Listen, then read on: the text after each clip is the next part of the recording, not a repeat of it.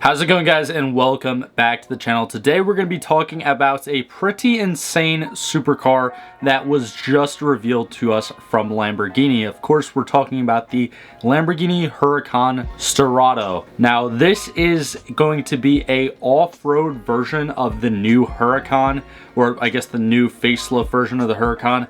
And I have to say, it's really wild. We're not really going to be going into too much specs today, and we are going to be looking at a shorter article from cnet.com. I'll leave that linked down in the description below if you guys want to go have a read for yourself. But the main thing that we're going to be doing in today's video is just looking at some of the overall pictures of it, looking at the exterior design, even I guess some pictures of the interior as well, and just kind of reacting to this insane off-road Lamborghini. Now, before we get into today's video, definitely be sure to leave a like, subscribe if you're new here, and if you've already been subscribed, definitely be sure to click that little bell icon down below. All that stuff is absolutely free, and as a smaller car channel here on YouTube that posts new content daily, all that stuff really does help me out a lot. But anyways, yeah, this new Sterrato, like the Huracan Sterrato I should say, is essentially just a Huracan with a lift, an off-road suspension, and off-road tires. Now, there's also a few different design quirks on the exterior, which we will be looking at, excuse me. But yeah, it's really wild that Lamborghini is going this route. I honestly hope that they continue to push the limits and make more different models and more different trims, because technically the Sterrato is not an entirely different model itself. I think of it being just a more outlandish trim of the already existing Lamborghini Huracan, in my own opinion. But yeah, I for one kind of really like this idea. Yes, do I think that if I were ever lucky enough to own a Huracan, I would really take it off-road? I don't think so, but it is really cool to see, Lamborghini making these vehicles and really extending out their branches, I guess, so to say, as a auto manufacturer.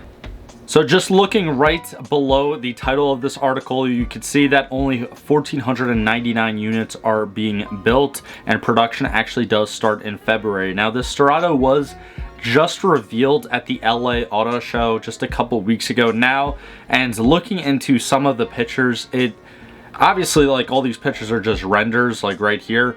But it's really wild to see. Now, one thing that right off the bat that I saw of the Sterrato, and I saw this when it was actually I guess in person or whatever at the LA Auto Show, I cannot get over these off-road lights. I think that personally they look very cheap. They look pretty stupid for something that costs so much money, and a Lamborghini. I feel like they should have done an off-road light bar across the roof, or even across the upper part of the hood there. Just something else besides those tiny little LED lights, because at the end of the day they could be LED lights, they could be super powerful, but considering how small they are, I don't really think that they're going to throw off that much light. One thing I really do love about this car though has got to be the little wide body that you get with it, as well as the roof scoop. I really like the roof scoop, and knowing Lamborghini, all of that stuff is going to be functional. And then the wide body with the exposed rivets, I think just gives a Lamborghini an entirely different feel. Personally, I do like when Lamborghini owners go ahead and they wide body the car themselves, especially with the new Huracans or the Aventadors or stuff like that.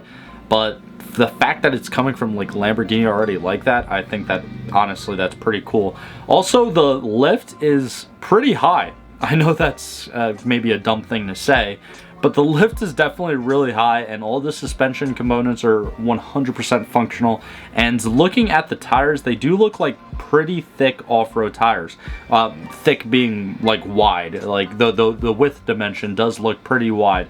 But yeah, I have to say looking at it on the road here, especially in the kind of gloss white factory finish that it is, it looks so weird. It looks not at home on the road. It looks much more at home on the dirt in some of these renders. Now, yes, I know that they're pretty much all fake pictures or renders or whatever, but yeah, on pavement, it looks so funny, because you don't really expect a Lamborghini to be sitting that high.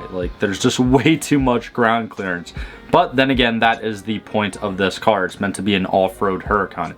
Now, looking a little bit closer at the lights, yeah, for me, I know this might be like a little bit of a silly thing to say, but for me, these two fronts off-road LED little mini lights, they look like they're from AutoZone, and it's such a like turn off, especially in my mind's like what Lamborghini could have done with this Sterrato. I feel as though they could have just put something else that looks just so much better. But that's pretty much all the pictures that we're going to be looking at today.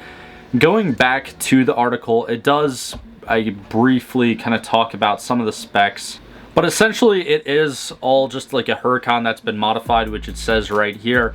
It's got it sits almost 2 inches higher than the regular Huracan, and also it does have like reinforced door sills, a couple other things, underbody protection, so I'm sure that they have like skid plates or whatever under there. It does highlight the wider fenders, which we already kind of talked about, and that's pretty obvious just looking at the damn thing. The Huracan does start around 200 grand, so who knows how much the Sterrato is going to cost, considering that they're making just under 1,500 units. I'd have to say that there's probably some sort of exclusivity tax there where, you know, they're probably going to jump up the price, maybe 50 grand, maybe even 100 grand, who knows. It does say it has a top speed of 160 miles per hour, which is, to me, somewhat a little bit surprising, because when you raise a car almost 2 inches, a lot of stuff about like the whole like aerodynamics and everything, a lot of stuff does change. However, 160 miles per hour, yes, that is fast, but relatively speaking, when compared to other supercars, it's not really that high of a top speed. It still does have that 5.2 liter V10, excuse me, makes around 600 horsepower with just over 400 foot-pounds of torque. So nothing really crazy when it comes to the drivetrain. It's not like they slapped on like a supercharger or something on the already existing 5.2 liter V10.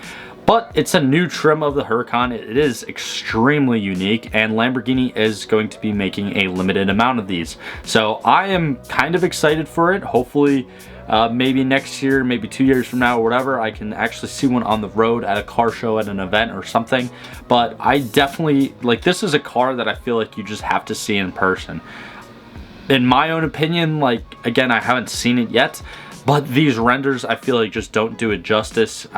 I feel as though just seeing a Lamborghini sit that high off the ground is probably a pretty trippy thing to say. But anyways, that's pretty much just gonna wrap it up for today's video. Again, like I said before, definitely be sure to leave a like, subscribe if you guys are new, and click that bell icon down below to get notified every time that I do post a new video. If you stuck to the end of today's video, I do want to thank you guys for your time. I hope you all have a great rest of your day, and I'll see you guys in the next one.